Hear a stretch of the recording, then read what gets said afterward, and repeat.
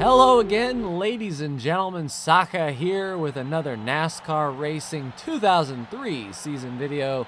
We are at Chicagoland in Joliet, Illinois for this race, the first race of the chase. And as per usual, on my right in the 24 car, I've got Brandon with me. So let's see how well we do. This track is much wider than Darlington. I think we've got a good shot at it. Definitely multiple grooves, very fast. Things should bode well for us here. So let's just get caught up with the back of the pack and the 95. Brandon is starting out there on the outside, and the question is, which is the preferred line? Where is the car the fastest? So that is what we are going to discover together as we take the green flag in just one moment. Here we go, here we go, here we go, and green, green, green, green. All right, not a bad start. Brandon's right there on the corner. We'll go into turn one, get themselves sorted out, and see how well we fare.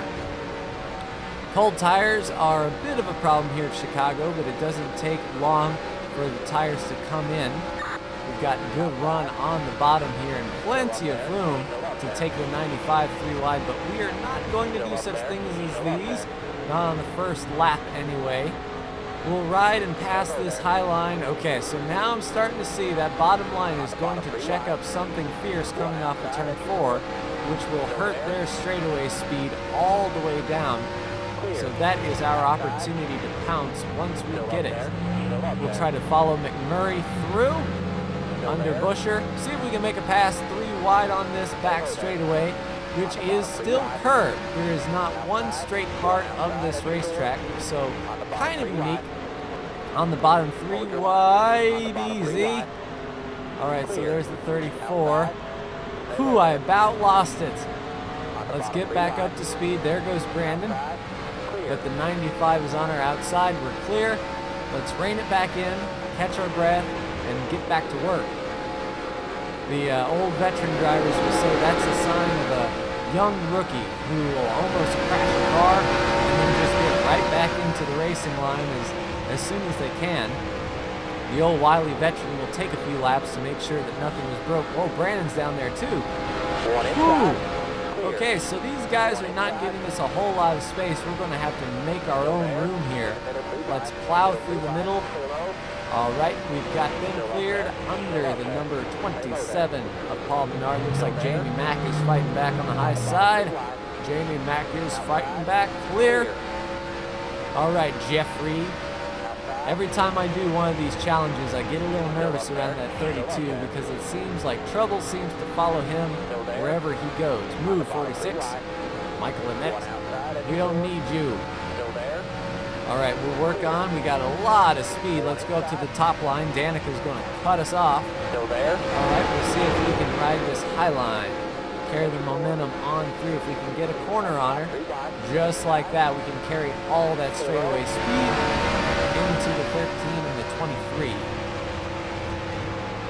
All right, nice and easy. Looks like this high line is starting to come in. I might use that to my advantage. Get under the 13 and the 23 here, carry that massive momentum that we got. And drafting does play just a little bit.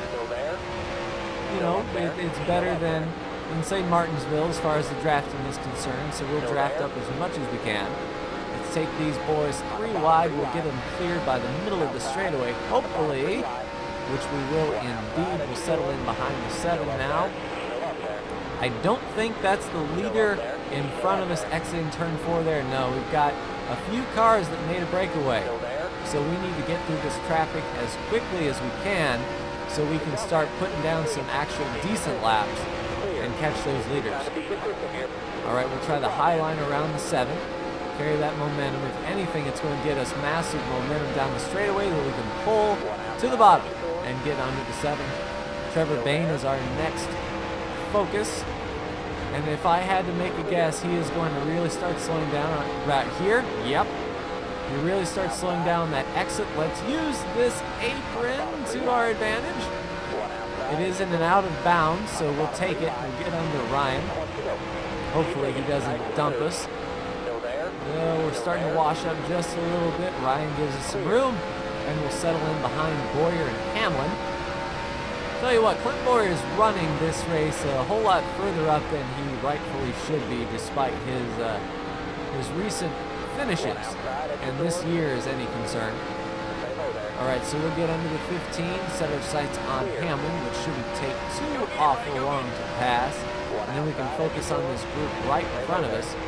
We should catch them fairly quickly with them running side by side. They don't have the drive off that I do. But yeah, those leaders are now in the middle of turn 4 and probably exiting on the straightaway right about now, so we're a quarter lap behind the leaders. We really have to make this work if we are going to win this one. But I think we can do it. Let's go under Junior, dive, bomb that apron, get back up to the track, and yeah, we cleared them massively before we got to the first turn. That's how we do that right there. We'll take the outside groove. Here comes Tony. So let's pass Tony and focus on Edwards, who's actually being slowed down by Kane. This may work to our advantage. All right, let's clear Tony here. We're clear. Let's go charge Edwards. Duck to the bottom. Here we go. Yeah, we'll clear Carl and maybe even get a fender under Casey. Indeed. Setting our sights on the 47. Once we clear the 47, we will have smooth sailing all the way up to those group of, what, 5 cars? I believe? Yeah, I believe we're running in 6th right now. So once we take, whoa, washing up a little bit. Give me some room, AJ.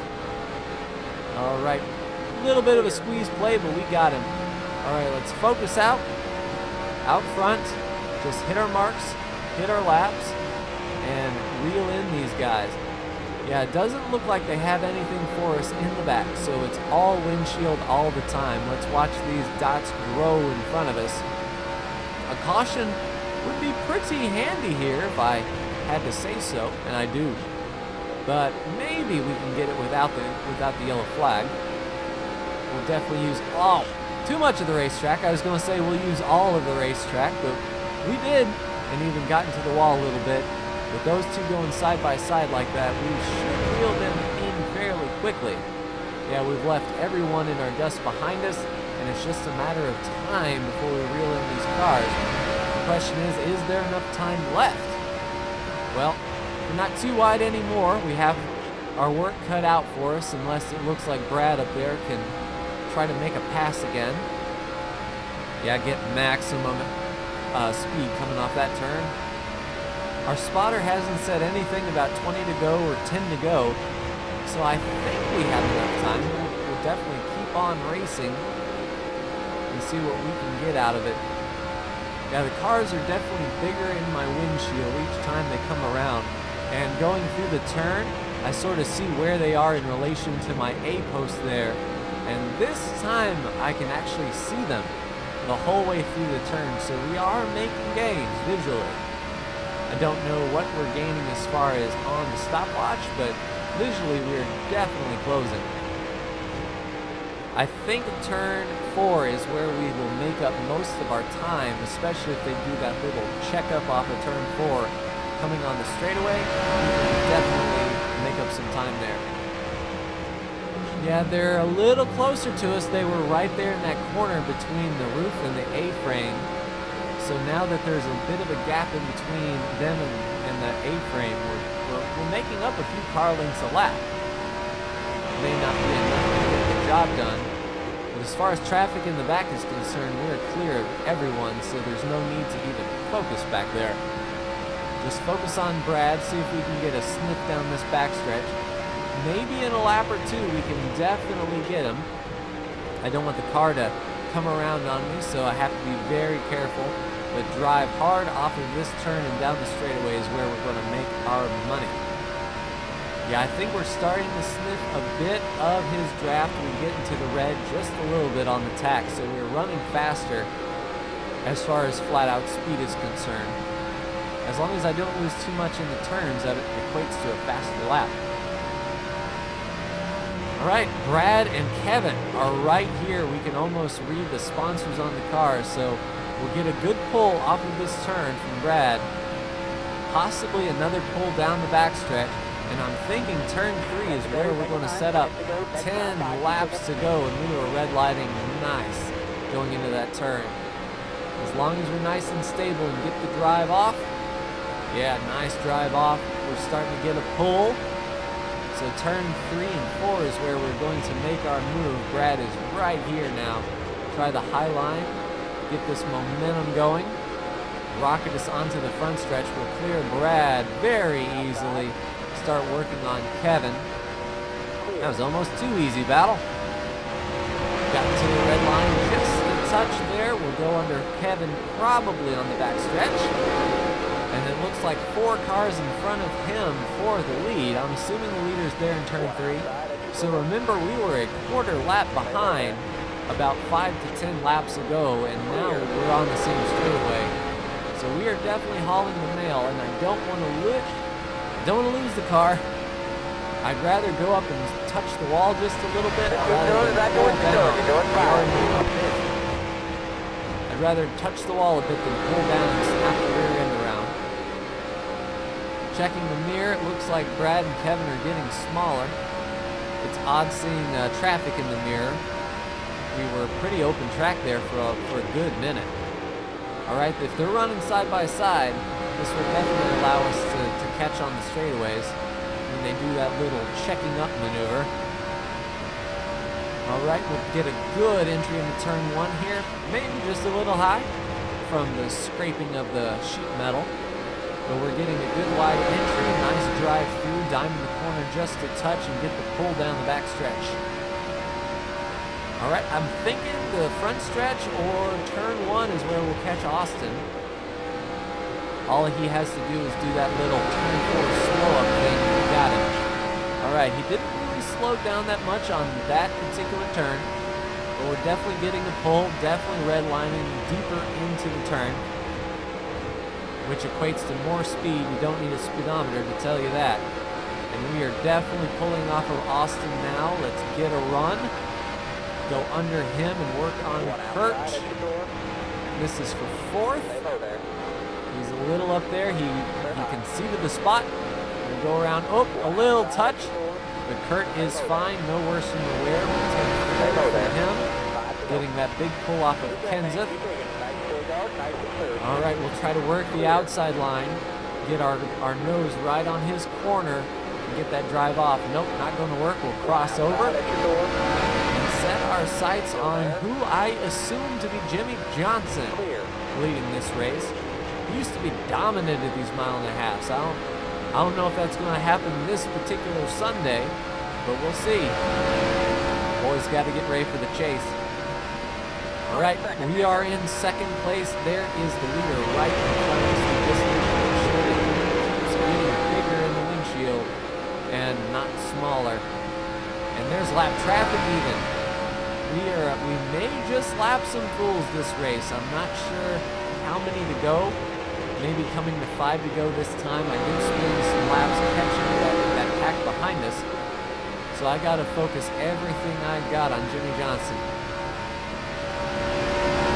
All right, still not 5 to go. You probably won't tell me 5 to go and just say, hey, 2 to go, by the way, just so you know. We may not need it. Next car is the leader. I know that.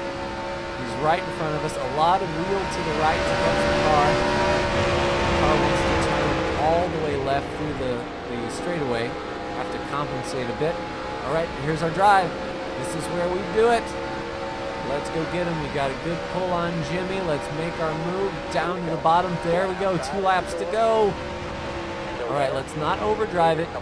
We have 2 whole laps if we mess up. We cleared him. All right, let's focus out front. Let's try not to let Jimmy rattle us. It looks like we may need just 2 laps today, but that 2 laps is good enough. All right, good drive. Sort of touch the apron a bit. Good drive off. Jimmy ain't got nothing for us. White flag in the air. 1.5 miles to go around Chicagoland. All right, this is where you start hearing things. The tires start to fall off. The wheel doesn't feel quite right. The engine is starting to sputter a bit. You're just hearing all of these things just coming to the checkered flag. but we can roll. We can roll nice and easy. It doesn't look like Jimmy has got anything for us. We'll touch the apron a bit. And we are going to do it. Touching the wall, checkered flag in the air. A little power slide for victory. Uh-oh. Uh-oh. Not good. Well, crap. Okay. So we might not fit the claw when it comes to post-race inspection. But winner, chicken dinner, we got it anyway. Yep, first, looks like Brandon came in 5 seconds back. So quite the race. I didn't know if a yellow flag would come out. Looks like they raced more cleanly than they usually do. As if you've seen any of the other races, this AI seems to like to lean into one another. They like to push one another, and brings out the yellow flag a lot. There's Brandon, there to help me celebrate my victory. Let's do a couple donuts here and burn it down a bit. Another victory this season in the worst to first challenge. Let's go for Dunkin' Donuts. Oh, okay.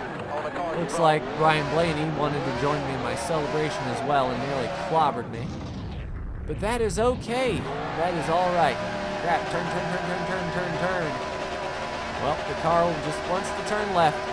I got the wheel turned all the way to the right, but doesn't matter. All right, let's get this thing straight. Well, as far as straight as the worst can be. And we'll head back to pit road. Let's do driver window to driver window up here. Good race, buddy. A 5th for you and a 1st for me. A pretty successful day at Chicagoland. We're going to pull down pit road here, finish up and get our Gatorade bath and all that good stuff. But yeah, this week there were no yellow flags, so really nothing to look at as far as a post-race crash cam is concerned. But let's look at Jimmy Johnson's point of view from the replay. See just how fast we were catching him. I imagine it was pretty quick because it felt like we were catching Jimmy at a pretty good clip. So let's go. Yeah, this is our TV cam. Watch from the TV. We've got a gap to Jimmy Johnson for sure. You can see him pop into, well, no, you can't even see him pop to the screen. We'll go to his rear bumper. Watch me chase him down. Yeah, it looks like I'm sort of scraping into the ground there. That's as low as you can go without showering sparks. And here comes the pass for the lead. Charging hard, looks like we'll duck to his inside. My right side is all scraped up. But scraping is fine, no worse for the wear. But that is going to do it for me in this episode of NASCAR Racing 2003 season. Ladies and gentlemen, like, share, and subscribe if you are so bold. And I will see you next week in New Hampshire.